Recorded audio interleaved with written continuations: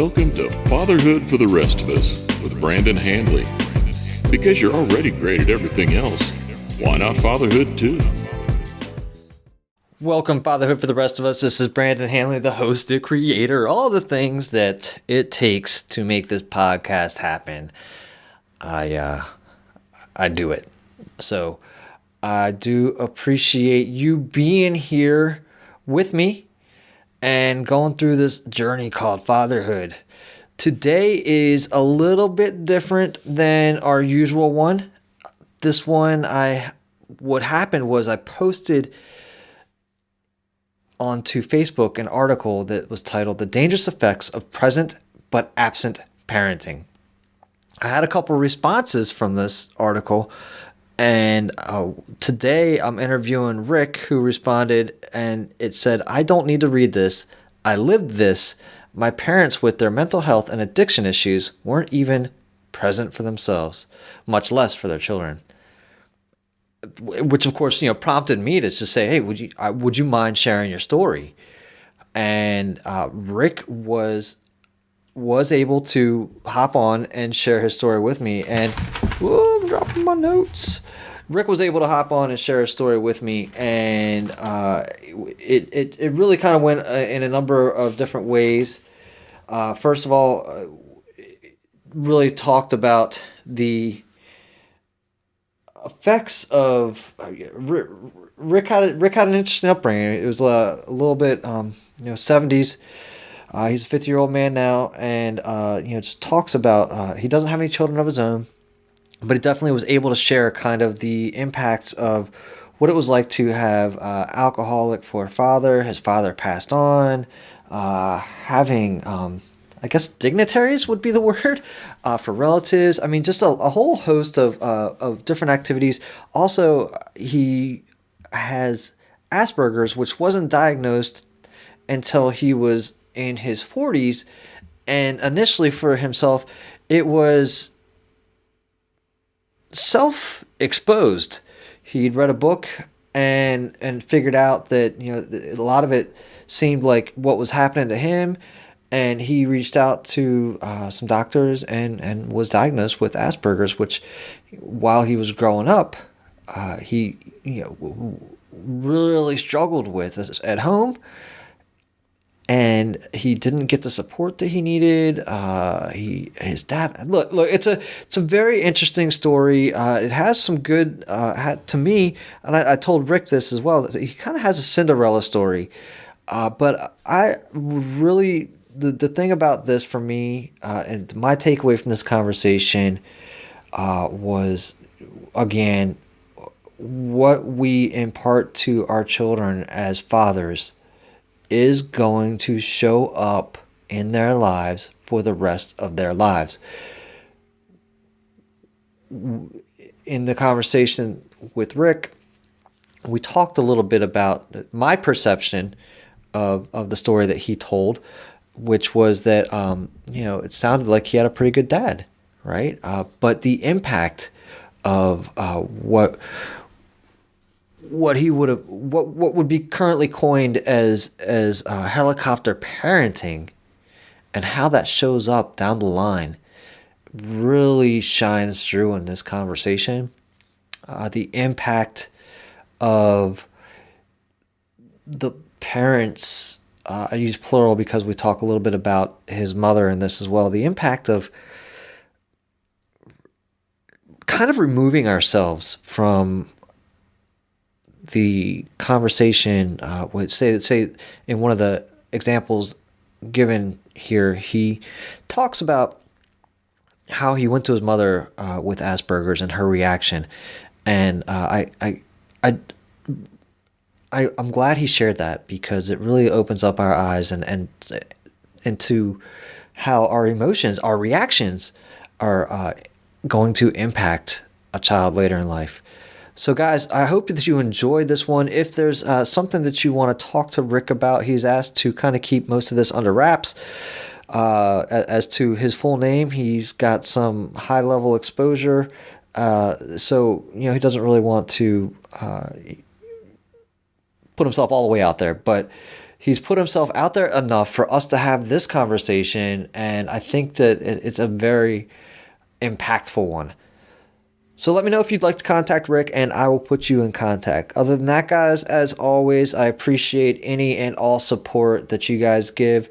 I'll be setting up a Patreon at some point, but if you would like to donate to the show, love to have a donation or two. I've gotten a couple, but if you'd like to donate, and I've got a donation set up on the podcast site, go to fatherhoodfortherestofus.com, donations. It should be in the show notes as well. And if you'd like to promote the show to your friends or family, or you think somebody, look, hashtag somebody needs to hear this, then forward it on to your friends. Or if you think that there's somebody else out there that this could do a world of good and you're not exactly sure who it is, go over to Fatherhood for the Rest of Us in iTunes, leave a rating, subscribe so you don't miss any of these interviews. And that will help us rise up in the rankings and allow others to find and share this experience. Other than that, guys, I've always got the Facebook group, which is available. It's free. It's private for fathers to go in there to share our feelings, to share our challenges, to share whatever we think needs to be shared, really, as it relates to fatherhood. And we are in there to help each other rise up, to help each other through it, as a group of men who are non-judgmental. The aspects of the group range, but it is one that it is built to help us through fatherhood, because no man should be doing this alone, because it's not easy. It's not easy. Anyways, guys, and finally, if you want to reach out to me one-on-one at all, have a conversation, Facebook groups aren't your thing, any of that, if you're looking for an accountability partner, some type of coaching to, give yourself the tools to take the next step into fatherhood that maybe you feel like you want to take and you just haven't felt like you can do it on your own, reach out to me. You can contact me at brandon@fatherhoodfortherestofus.com. Just say, hey, let's chat. Or if you just want to go ahead and schedule something, head on over to reconstruct.brandonhanley.com, because I believe you've got everything that you need, and we just need to rearrange some things, right? I think that you've got everything that is necessary. So maybe you just need a quick chat, man. Maybe you just need a little help. Maybe. Let me know, though, guys. I am here and willing to help you through that. And maybe we can set a program up. Talk to you later.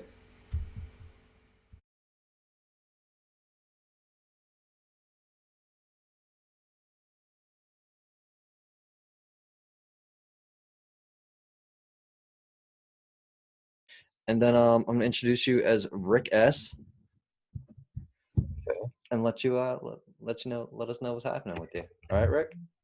All right. Well, See ya. I'm in my mid 50s. I've been living here in Ecuador for the last 13 years of my life. I'm actually an Ecuadorian. Oh, let me back up.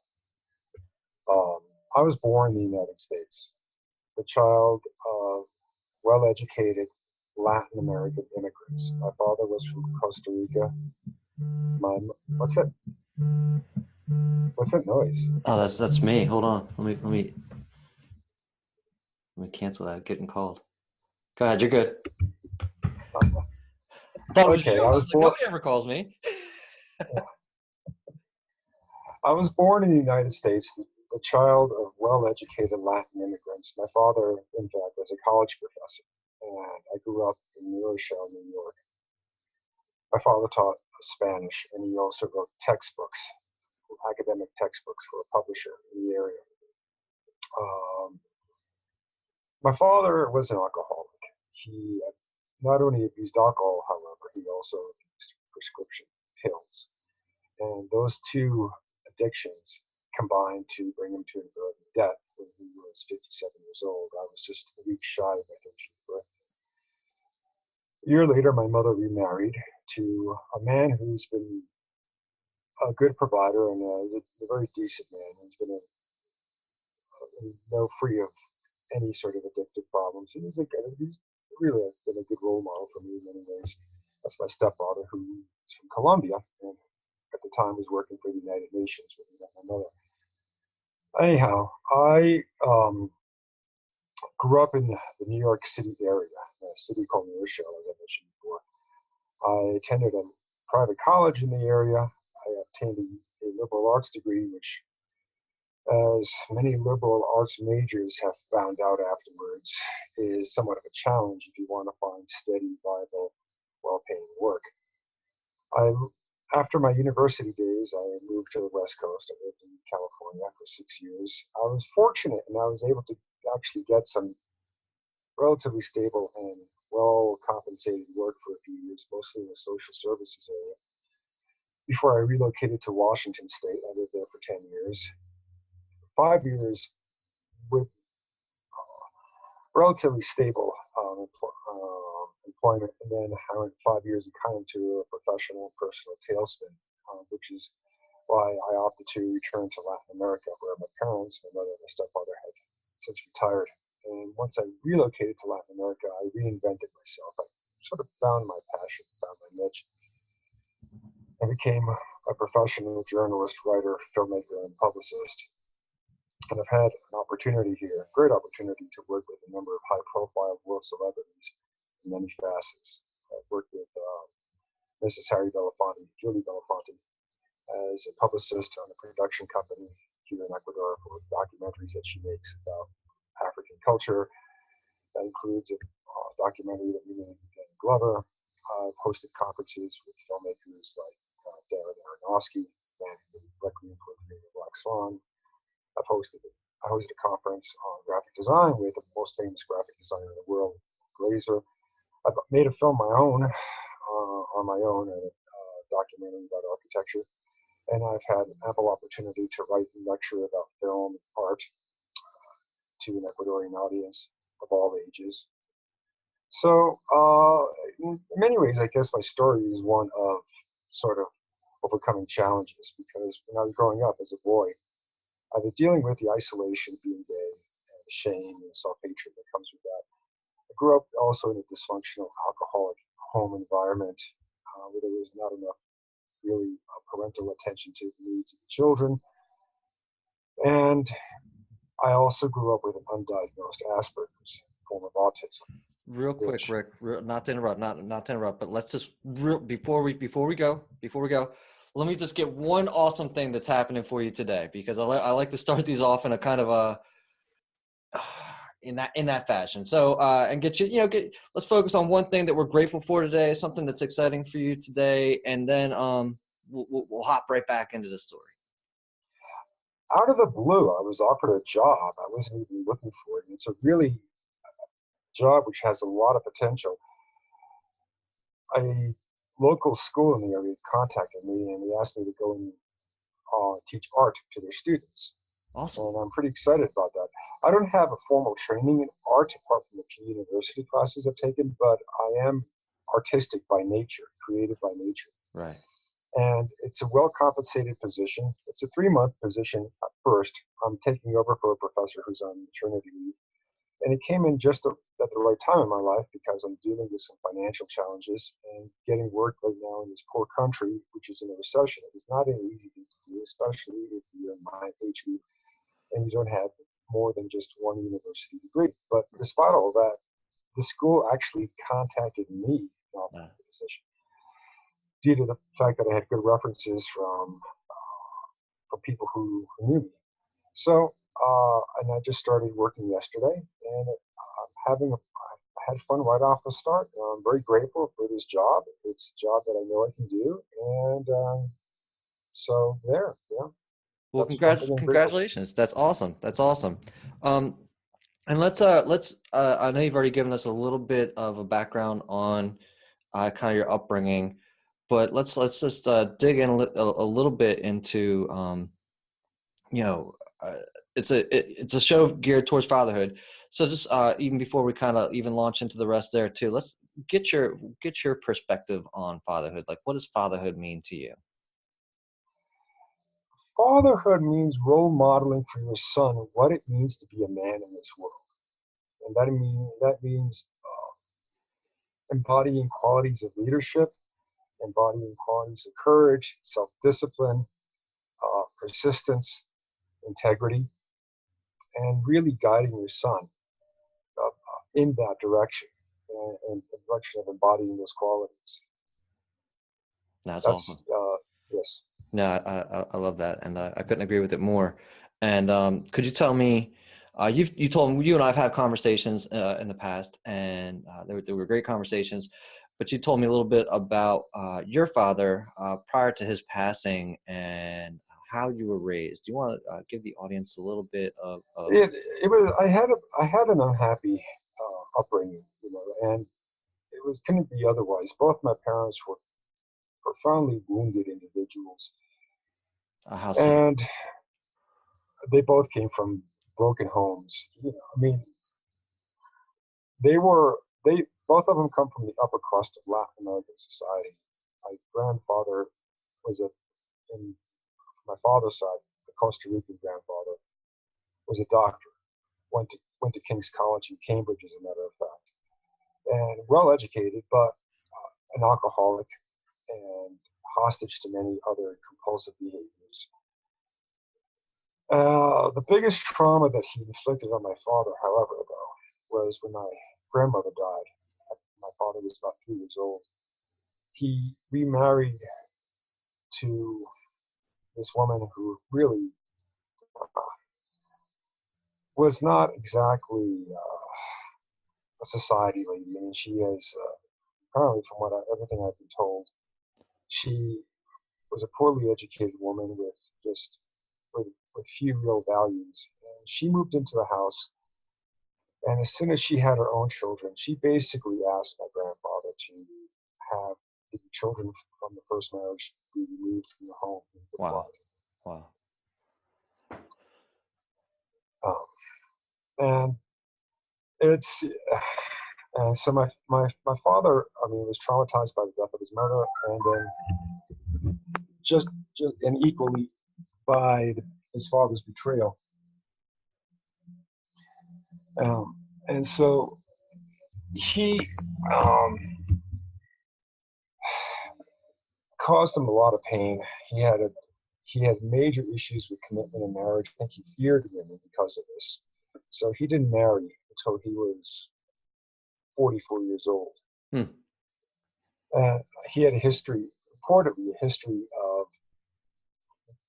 not showing up at the altar when he had given his hand to different women. Hmm. So, um, anyhow, and my mother didn't know that he had a drinking problem when he married her. I met my mother in the early 60s here in Ecuador when he was working for the U.S. State Department. My mother at the time was a young widow with 2 kids, and so suddenly I think he became overwhelmed with the desire to catch up for his years of avoiding marriage and not starting a family. There's a beautiful widow with 2 kids, a ready-made family, so um, he marries, he goes the other extreme and pressures my mother into marrying him. Now he has a wife and 2 kids, and then I'm convinced. But my father wanted to make up for all the shortcomings of his own father, through Hmm. me. Okay. And where his own father was cold and strict and abusive and neglectful, my father went out of his way to be overprotective Okay. in my case. And the overprotection took on extremes in which I was never allowed to kind of really suffer any injuries. I had to be accompanied everywhere I went. When you say And my your father was abused, was he how was he abused? Verbally, mentally, psychologically? there was a lot of verbal and mental. My grandfather was not known to be a warm-hearted guy. He was not Okay. known to be an affectionate guy. And from everything I've been told, he was kind of a cold and strict individual. I suspect there probably was some corporal punishment there as well. I do know that my father, somewhere along the line, possibly because he was so vulnerable, being one of his father's youngest sons and being basically abandoned by his parents. His mother died, and his father basically abandoned him by So where did putting he him in go? remand. Where did he go after he gets ostracized? What happens there? After what happened was that he was basically taken in by his older siblings. Okay. My grandfather had 12 kids. Wow. And so by the time my father came around, and by the time my father was about 5 or 6 years old, the oldest ones had already moved on to their own family, started their own families. So they just adopted the youngest sibling as one of their additional children. Got it. Essentially, my father's oldest sister was his unofficial mother. Okay. But my father felt hurt, because he was, and somewhere along the line, I suspect my father had been sexually abused as well. So Okay. because he was obsessed with the fear of that happening to me. And so consequently, What happened to you? my father was obsessed with the fear that I might become sexually abused. Gotcha. Okay. And how did that show up? Oh, I couldn't go out of the house even at the age of 9 or 10 without being accompanied by somebody, either by an older sibling or by an adult. He was constantly warning me about strangers who might try to take advantage of me. Okay. Yeah, but the thing is, he wanted to be everything his father was not, but he went so overboard in that the ultimate effect was that it really just destroyed my self-esteem because I didn't feel that I was capable of doing anything on So this is my kind of own. like the precursor to helicopter parenting, right? I mean, this is the Yeah, effect of exactly. helicopter Yeah, parenting. that's why I see helicopter parenting as so toxic. Mm-hmm. I know some people are passionate about it, but I see it's actually very damaging because, yeah, in my case, and so what happened was my father saw me as a victim even before I developed an identity because he was a victim during his childhood. So he projected his victim issues onto me, his only biological son. Right. And as a result, I began to see myself as a victim because I had to be protected every time I went out. I couldn't go to the store on my own and buy anything. I had to be accompanied. When did you kind of first realize that that that's how that was showing up in your life, that you weren't able to make these decisions on your own, that you weren't trusted, that Uh, it was about 5 or 6, okay. and of course, I felt divided because on the one hand, I felt, oh, my father loves me, but on the other hand, I, the other boys around me were so much more independent and had so much greater confidence, Right. and I was envious of them. I wanted my father's love, but I felt also I was envious of these boys. And and of course, what happened too is because I was taught to regard myself as a victim.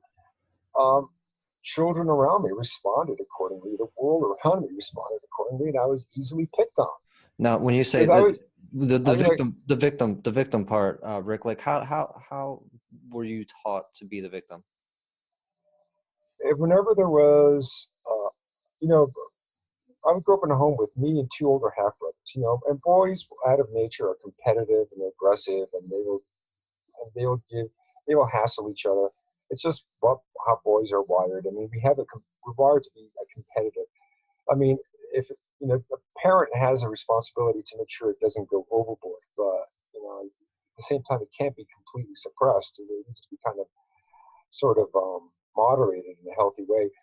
But whenever there were any conflicts between my brothers and me, my father would immediately take my side, punish them, and go all you poor thing on me. Okay. And so, I mean, part of me liked it because I had leverage with my dad. Oh, my dad loves me, and I have this power with my dad, and Right. that's great. But at the same time, my self-esteem began to plummet. Well, plus, I would imagine that inspired like some type of jealousy or Oh, my further, brothers. Oh, yeah, my. from your brothers. Oh, yeah. It completely intensified it. Rather than making it less of a problem, the conflicts between us, it made it even worse. Right. And especially because they would encourage their friends, whom my father had no control over, to pick on me Right. and to ridicule me. Mm-hmm. And so and the thing is, and as a boy, I entering school, other boys were so much more aggressive, and I was this big boy who didn't know how to throw a punch, didn't know how to defend himself, didn't know how to stand up for himself. Right. and other boys just immediately seized on Okay. Yeah. it. Yeah, and so I then became the target of a lot of bullying, and I didn't know how to fight back. And I was so used to just crying and running to my father, more so than my mother, to come and rescue me. But then in school, my father wasn't around. Uh, and unfortunately, because I was often the largest boy in the class, I was not only the tallest, but also was overweight as a boy. Okay.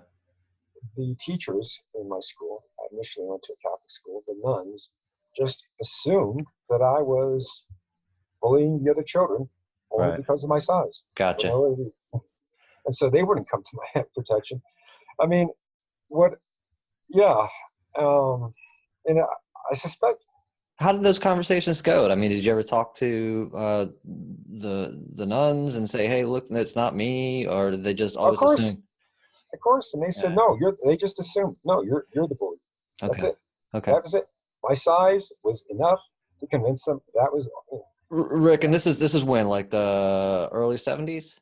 Yes, early '70s. Okay. Okay. Just kind of to kind of give a context and time frame, right, of kind of where we're at and the mentality, right? Yeah, And Nixon New and York. Agnew were president. Rockefeller was governor of my state. Yes, all of that. I was a precocious kid. I used to follow current events. Even then, I can remember the arguments about the Vietnam War and such. Well, But, so let's finish up the fatherhood part and kind of roll into that because your father passes away and you're 12 or 13. I was just on the verge of my 13th birthday. Yeah. Okay. What was kind of like the immediate impact of that? Did you feel like how he passed had anything to do with you? Did It, the immediate impact is a child loses a parent. It's just absolute anxiety about their just security mm, because I've come to find out I actually was now afraid of losing my mother too because I mm. lose my father and the sense of even though my father was a problematic individual, Well, you said your mother was as there's well, correct?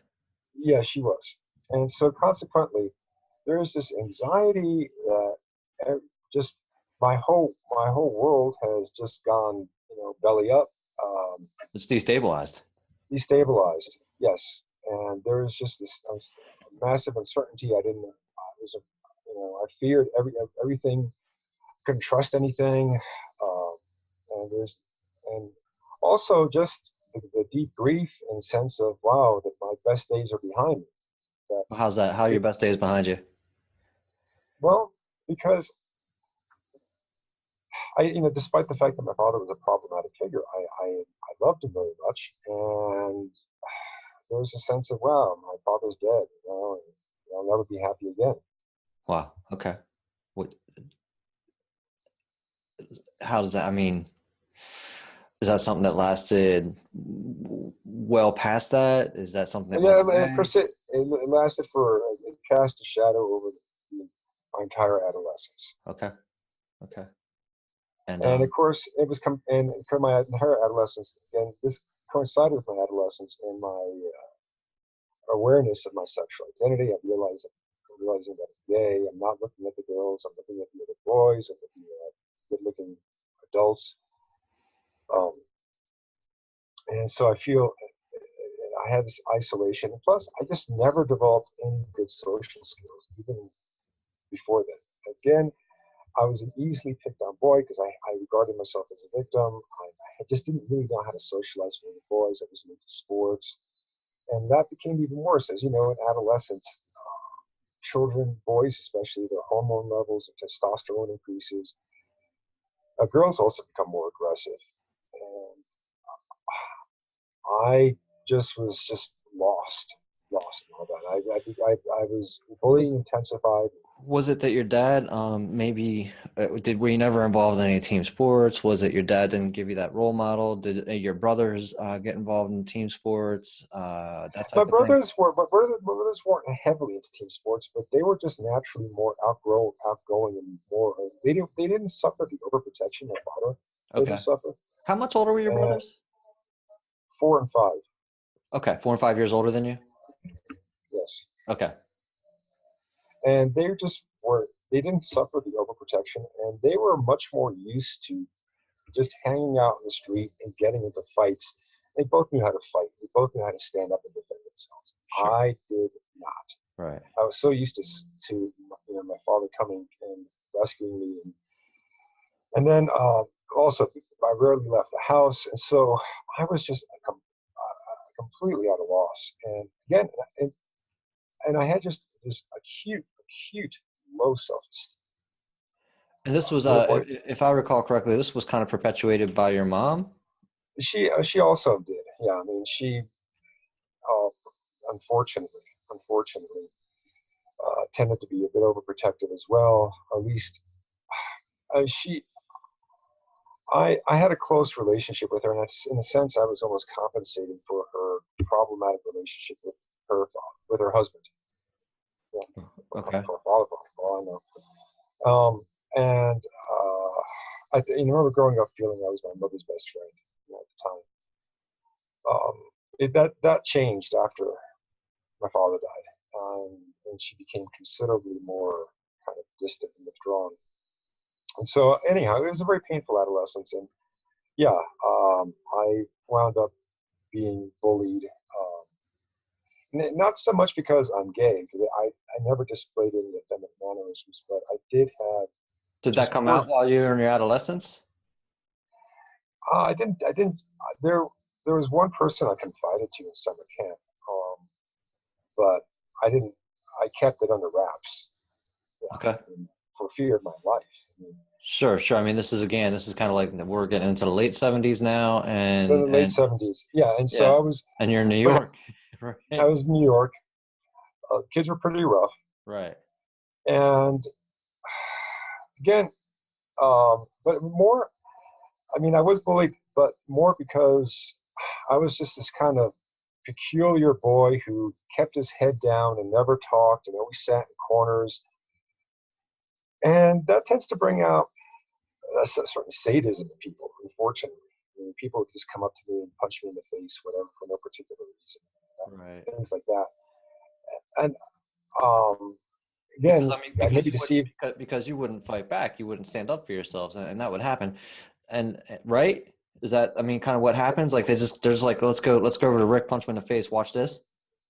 You ever seen the movie Witness with Harrison Ford? Remember how the Amish abated those guys because the Amish have a policy of not fighting back, and so there's that guy who keeps, so the couple of punks show up and start harassing the Amish, smearing ice cream on their faces and all that. Of course, Harrison Ford, who's not Amish, was pretending to be, steps up and punches one of them. But yes, it was that sort of dynamic. Okay. Okay. I got it. I got it. Now, so look, I mean, you make it through. It sounds like it's pretty rough childhood. It sounds like the father figure, to me, I mean, it just sounds like he was overcompensating for what he didn't have, tried to fill the hole, the void that he had kind of in his heart for you, but that was kind of over the top and too much. And then, he passes. That's detrimental and kind of crushes you. And then, you're left with your mom, who's still kind of like she's, we'll just call her a hot mess because, I mean, look, I mean, that's got to have a huge impact on her as well. All right. I mean, regardless of whether or not they had the most stable, awesome relationship, it's never, never great when that happens. You turn around, you find out, you figure out that you're gay, and then you you make it through. You make it through high school, and you get a college degree in liberal arts, right? You go get the Yeah. liberal arts degree. Where'd you go to school? I went to a private school in New York, formerly Catholic school. It's formerly called Sacred Heart College. It's called Manhattanville. Okay, Manhattanville, and then the the one part I want to kind of hit on here is that you go through. Give me 1 second. I'm gonna ask my wife to stop vacuuming. I'm gonna pause this for a second. Make sure we're still going, and we're back on. One of the things I kind of want to hit on here for you is that you go through your entire life. You make it through college. You get some mostly it's mostly all minimum wage jobs. Am I correct with that? Yeah, Mostly. Um, mostly from the time. The thing is about people with autism, like myself, well, hold is on. that Before we get to the autism part, that's what I want to get to, right? So that's what you get to, like, you're 40 before you're diagnosed with Asperger's, correct? Is that right? that's correct. Yes. So, I think a couple things play into that, right? Asperger's is, why don't you explain Asperger's to everybody here? Asperger's is on the spectrum of autism. I wouldn't call it disorders, but it's the spectrum of the autism condition, which has varying latitudes of intensity. Autism is a sort of disconnect between the body and one's mind. People with autism tend to be intellectually very strong, but somewhat disassociated from their feelings and not entirely aware of their surroundings. They tend to be very somewhat obtuse. You can talk to them, and maybe they'll demonstrate a flair or an exceptional talent or exceptional unique intelligence in certain areas, but they can be clueless on how to navigate this world. And And so, so, I mean, so the, for you, the cliche of the absent-minded professor originates with this because typically a lot of people with autism uh, gravitate towards the academic field, the sciences and such. And that's where you have this notion of the absent-minded professor who maybe understands theoretical physics but doesn't know how to balance a checkbook. sure. So, where do you think you first recognized that this condition was in your life and you didn't really know how to kind of convey it? Well, I mean, from an earliest age, one of my symptoms, and it's typical of people with Asperger's, is that under stress, you'll start hopping up and down and flapping our arms and hands furiously.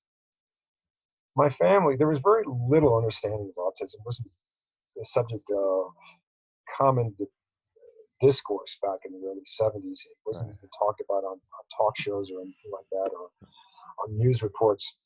And my parents just reacted. My family just reacted, oh, that's kind of a weird eccentric thing Rick's doing with his hopping and flapping his arms like that. Um, Maybe if we ridicule him, he'll stop. So of course I couldn't stop it. It's an uncontrollable thing. Right. So I just learned to hide. I'd feel the urge to do this coming on. I'd maybe go into a bathroom or in the corner of the basement somewhere. But when I was 15, I tried to broach this with my mother, and I told her that I had these intense mood swings, and I get overwhelmed with energy, and I have the urge to start flapping my hands, and I feel so isolated and feel like such a freak because I don't know anybody else who does this. And I was hoping that my mother would respond compassionate. But my mother, because of her own developmental traumas, took this as a personal insult and began screaming at me, claiming that I was attacking her qualities as a mother, that I was blaming her for all my problems, and that she wasn't going to take it. And you were simply just looking for somebody to have a Yeah. conversation with or understand it. Especially Mm. that you two were kind of like best. You'd mentioned you two were just buddies or good Yeah. friends. Up until a few years before, yeah. Okay. What separated that? What changed in the friendship aspect? I think it was there was this dark side to my mother that came about from traumas that I didn't know until much earlier. My grandmother, her mother, could probably be described as having a severe narcissistic personality disorder. My grandmother was someone who would probably give Lady Macbeth the shudders. Quite literally, she was that ambitious, cold, heartless, mean, petty, nasty, and cruel. Hmm. And I think she did a lot of damage to my mother. And and I think she kind of just shut down my mother's capacity to feel and to empathize. And And after she my father's, came from high blood as well, right? my grandmother was the granddaughter of the Duke of Naples. Okay. Yes. So so I guess that environment probably not as conducive to the heartwarming stories that we No, all it's want. not. No, it's not. Sure. Okay. Okay. No, I just I want to lay it out there too, that that just a little bit of the context, right, of who your grandmother is and why she may or may not be acting the way she's acting, right, Yeah. and just kind of how that all plays out down the line, right. Um. Yes. So you. I mean, just give you an example. I mean, my grandmother married a military politician, my grandfather, who whose career she advanced. She pushed my grandfather into running for all sorts of political office, uh, managing political campaigns, and she was the power behind the throne. And in Latin America, you enter the fray, it can be mortally uh, dangerous, be a high risk there. I remember the story I was told that my grandfather's political rivals had sent assassins to finish him off. Jeez. My yeah, and they showed up at our house in Ecuador, and there was my grandmother with a revolver in hand, waiting for them. Wow. That was my grandmother. I And I mean, mean, that's it's kind of twofold. It's kind of awesome, but it's kind of like like I said, it doesn't play out well down the line, right? no, and yeah, she was not exactly your sentimental grandmother, to say the least. Not no, she was a pistol wielding one. Yeah. Um, that's a crazy story. I love it though. So let's bounce around a little bit, right? So, uh, you make it through. You get out to the West Coast, right? Mhm. Um, you got to take that. No, I just going to. I'm checking the time. What time is it? Okay, we got a few more minutes. Yeah, we got a few more minutes. So you bounce around. You get out to the West Coast. Um, from what I recall, you're cleaning fish guts up in Washington State at age like 40, 41, something like that. Is that right? Yep. Yes. And you're like, I mean, give me a state of mind at that time in your life. Well, what happened was that I had a few years of relative stability after college, but um, typical of people with Asperger's, we have unique gifts and skills and talents. But Welcome back. yeah, so the thing is, typically people with Asperger's is that they have unique skills and talents, but if they're not given the proper guidance, it's like they're robots, they're like little toy robots walking into the corner of a wall. I mean, Mhm. that's essentially what happens to you kind of reach these dead ends. And in my case, even though in college I demonstrated a unique capacity for understanding intellectual concepts, I could read Freud and Marx, I could read Kierkegaard and Thomas Aquinas, what have you, and understand them. That didn't translate into, I didn't necessarily mean I knew the basics about how to create and manage and build a career. And consequently, it's typical with a lot of my fellow Aspies. I bounced around from one low end job after another.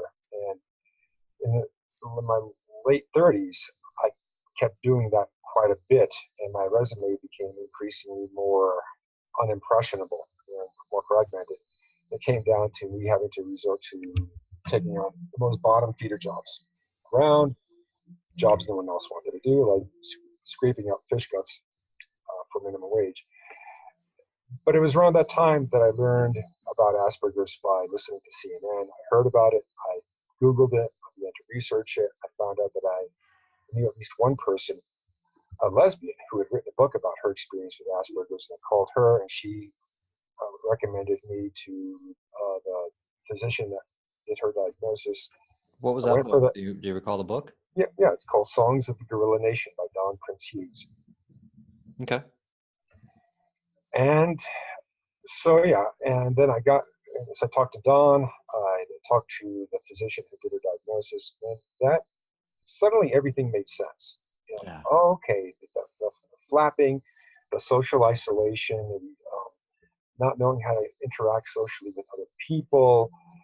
Um, and so at that point, uh, there was that, and at the same time, I was getting sick and tired of these entry level jobs. My parents said to me, "If you come back home to Ecuador, We can take care of your basic overhead, roof over roof over your head, health insurance, and food. Basically, most people's three basic needs, and you can focus on what you really want to do in life. I said, okay. So I accepted their offer, and my stepfather, bless his heart, intervened on my behalf to get me a position as a film critic for a national paper. And that gave me. One real quick question for you before you lead on to there. When you found out about the Asperger's and when you found out like that was your condition, was there any sense of relief? Was there any? Oh, tremendous, Yeah. tremendous, So tremendous sense. I mean, just tell me kind of how it was that you're able to finally put your finger on everything that just didn't make sense to you. Because I imagine like you're just like you're probably beating yourself up throughout your life, and you're like, what's my deal? What's my damage? And then you come to find out you're not so much that it's a damage as that you've got this. I would actually probably call it a gift that had just been unnoticed and hadn't been given the proper guidance. How do you As feel? I say, that's exactly what it is. That's exactly what it is.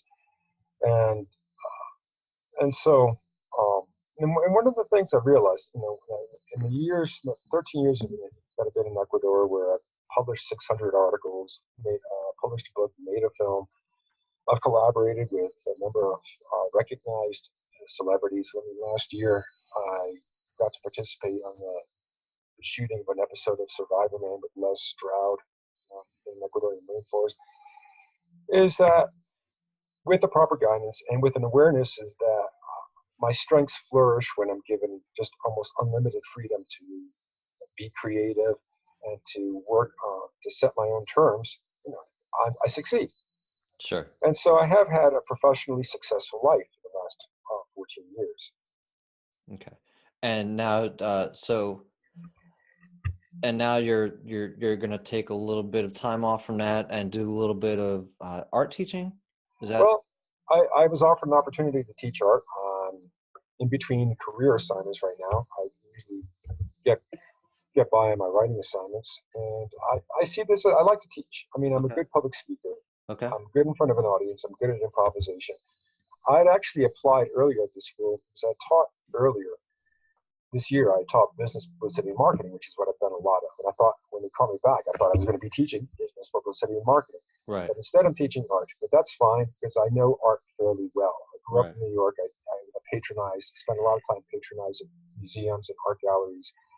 And I know the world of art fairly well. I've written a lot about it myself as well. Okay. Okay. Now, how does it? I mean, I think that's pretty awesome because now it's a. I was talking to my wife earlier, and I was like, it's kind of like a Cinderella story, Rick. I mean, you basically got like a Cinderella story. You go from like this kind of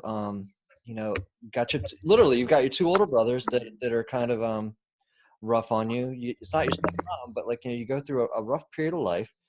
Um, at some point, the other shoe drops, and you're like,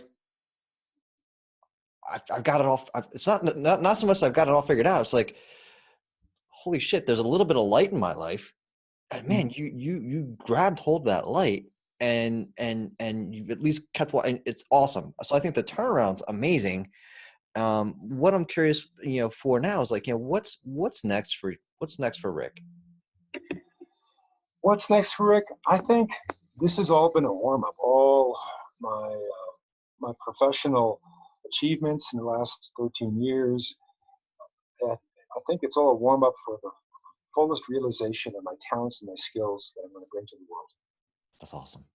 It's awesome. So you're looking to kind of take the wisdom that you've learned through this, everything that you've kind of gone through, and if I understand correctly, you want to be able to help outside of like your professional career. You want to be able to help. You call them Aspies. You want to be able to help other Aspies. Oh yeah, to kind of definitely, especially adult people with Asperger's, because I see that a lot of them wind up in the 30s and 40s and 50s with no sense of direction, no awareness of how to capitalize on their talents. A lot of them struggle with extreme social isolation. I knew one who attempted suicide. He blew his nose off of his face with a gun, and he now has a hole in the middle of his face where there used to be nose. And and I can identify because I went through moments of despair like that before I got my diagnosis. Right. And so I want to help, especially adults with Asperger's, and helping them have a life, developing social skills, finding a way to capitalize on their talents, and just an overall enjoying life. Right. That's also, I guess, a major factor I'm looking forward to is just working on, really enjoying life. Because I grew up, as I said, I grew up hardly with any friends, very lonely.